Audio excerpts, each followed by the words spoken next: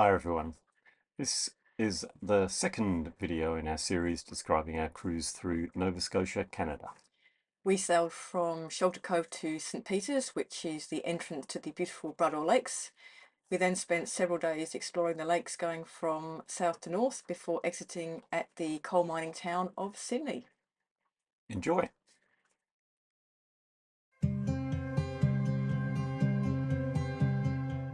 We sailed overnight from Shelter Cove to St Peters, which is the beginning of the Brador Lake.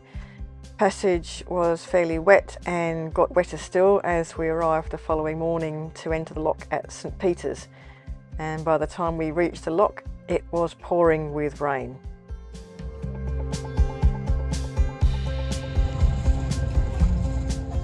Despite the appalling conditions, the lock team were really friendly and helpful. They took our lines, and within a few minutes we were going through the lock and under the lifting bridge to enter the Brador Lakes proper.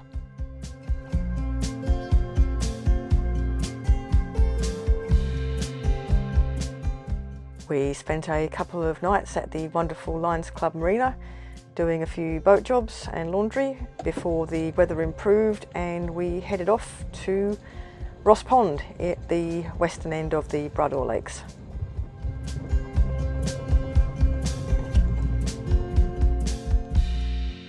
The Brador Lakes is a very popular destination for sailors in this area, primarily because there's a lot less fog, and that's because the water temperature is around 20 degrees, so about 10 degrees warmer than what you encounter outside.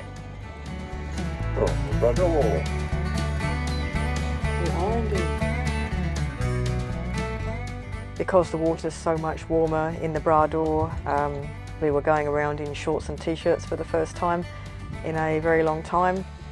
And yeah, lots of boats were out there enjoying the conditions too. The weather got a little bit threatening in the evening, so we decided to bail out early and anchor at Morrison Head, where we spent one night before upping the anchor the following morning and heading on the 8 miles or so to Ross Pond, where there were a couple of OCC port officers who made us very welcome.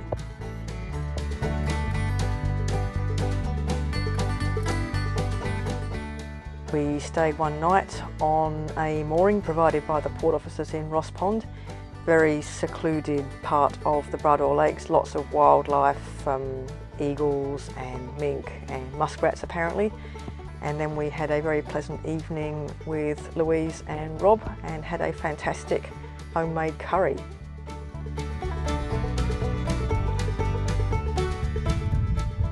Early the following morning we had a bit of an explore on the dinghy. Apparently there's all sorts of wildlife there, muskrats and mink and otters. We saw a few bald eagles, which was amazing. Then we were off heading north towards Barra Straits, where we anchored just around from the lifting bridge at the Barra Straits.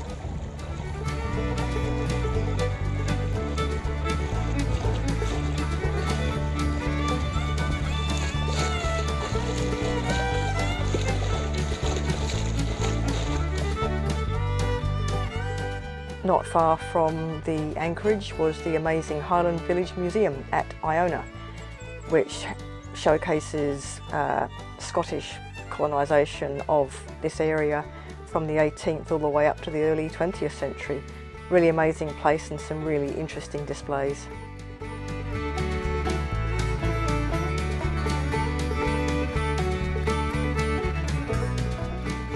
From Barra Strait we spent a few nights at Maskell's Harbour, which was just incredible. Again, lots of wildlife, bald eagles and the occasional otter, before we moved on to Badek, which is sort of the northwest of the Brador. For a time, Badek was the home of Alexander Graham Bell, the inventor, and his family. And there's a very interesting museum that looks into not only his work with telephony, but also aviation and seaplanes. So again, very, very interesting.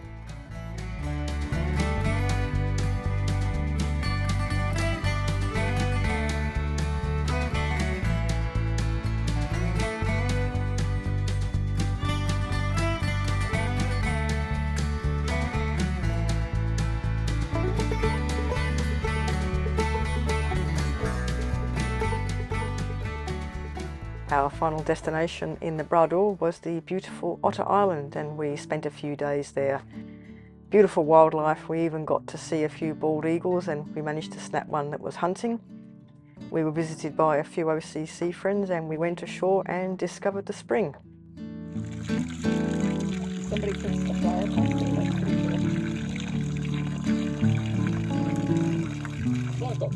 cool.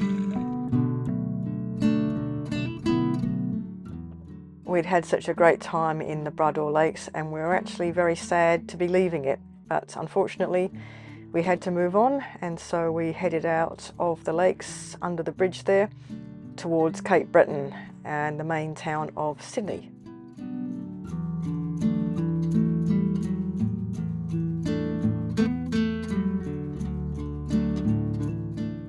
The Royal Cape Breton Yacht Club is actually very small, but certainly plenty of room for us, and we spent a few days there and explored the town of Sydney.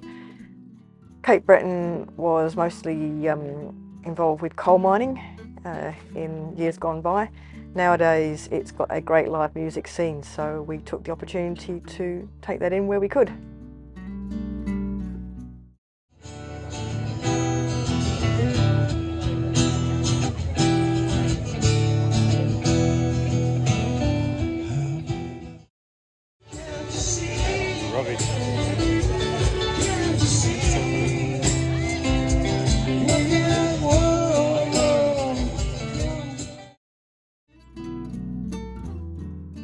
Join us next time when we explore the beautiful coast of southern Newfoundland.